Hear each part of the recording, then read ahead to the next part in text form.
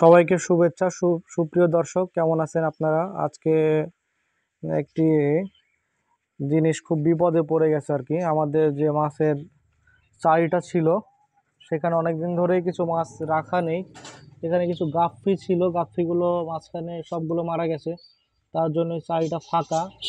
এখন আপনার এই ফাঁকা অবস্থায় দেখুন, এই যে একটি টিকটিকি একটি টিকটিকি এসে বিপদে পড়ে গেছে, আর সাথে দুইটা ব্যাঙ।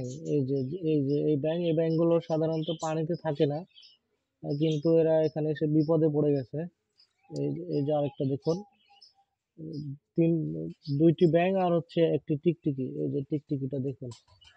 যাই হোক, এখন এদেরকে আমরা এখান থেকে আসলে মুক্ত করে দিব, না হলে এইভাবে যদি থাকে তাহলে এক সময় আস্তে আস্তে এরা মারা যাবে। দেখুন, আমি এদেরকে উপরে তুলে দিচ্ছি এবং নিরাপদ স্থানে দিয়ে দিব আর কি। তুলো মিনহাস, আমরা প্রথমে এই যে টিকটিকিটা তোলার চেষ্টা করছি।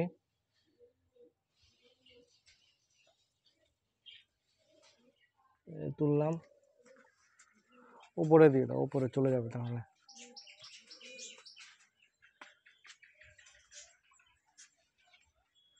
যেখানে রাখলাম এখান থেকে ও তাদের আরো যা সঙ্গী আছে তাদের কাছে চলে যাবে। এবার আমরা ব্যাঙ দুইটি তুলব। ব্যাঙ তোলা খুব সহজ। একটা তুলো পরে একটা তুলো। ব্যাংকের দিকে ছেড়ে দাও, ছেড়ে দিলাম। এও চলে যাবে। আরেকটি আছে,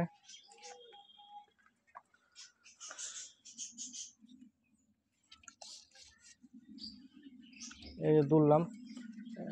এত কাছে না ছেড়ে একটু দূরে ছেড়ে দাও, ধরো ওকে।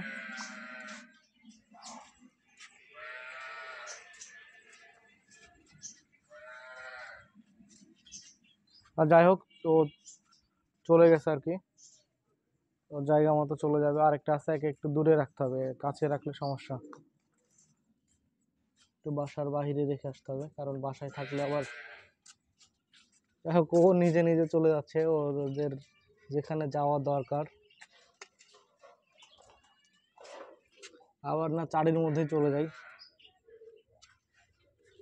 যে বাসার বাহিরে চলে গেল, ওদের আরো সঙ্গী আছে তাদের কাছে চলে যাবে। এই যে দেখুন বন্ধুরা,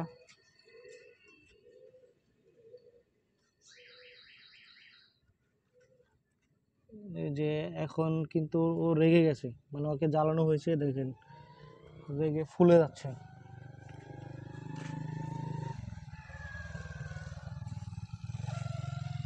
যাই হোক দর্শক বিন্দু, ভিডিওটা আর বেশি বড় করছি না, এখানে শেষ করলাম।